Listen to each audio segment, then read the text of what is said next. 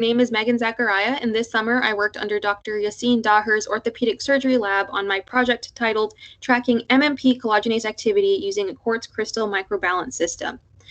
So osteoarthritis is a type of inflammatory joint disease that costs the U.S. healthcare system nearly $15.6 billion annually. The onset of osteoarthritis is triggered either through prolonged mechanical stress or by an injury event, like a torn ACL, that triggers an onslaught of inflammatory markers and subsequently MMPs, or matrix metalloproteinases, which are enzymes that degrade collagen to combat the inflammation.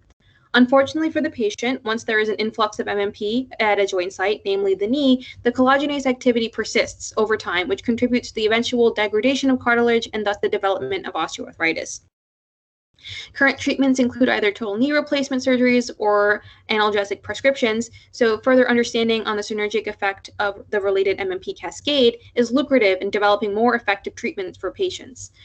Our study involves a quartz crystal microbalance, or QCM microfluidic chamber, to distinguish how the relationship between MMP9 and MMP1, two dominant MMPs in injury events, impacts their collagenase activity. Our hypothesis was that MMP1 primes the collagen fibrils for effective MMP9 collagen degradation. For our experiment, we utilized a quartz crystal microbalance system to microfluidically introduce collagen and enzyme onto our sensor. The advantage of using a QCM sensor is that we are able to track in real time when collagen is deposited or enzymes are adhered onto the fibrils on the sensor itself. Our experimental outline is as follows.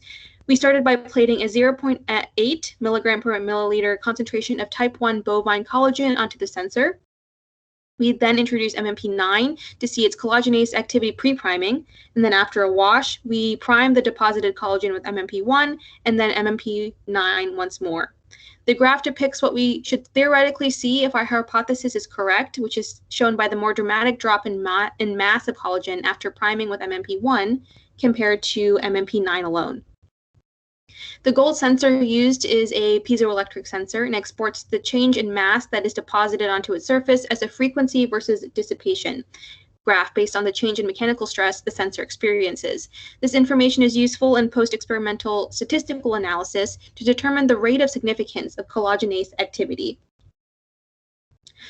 So our first set of experiments was centered around confirming the effective formation of collagen fibrils with the given protocol established by previous literature.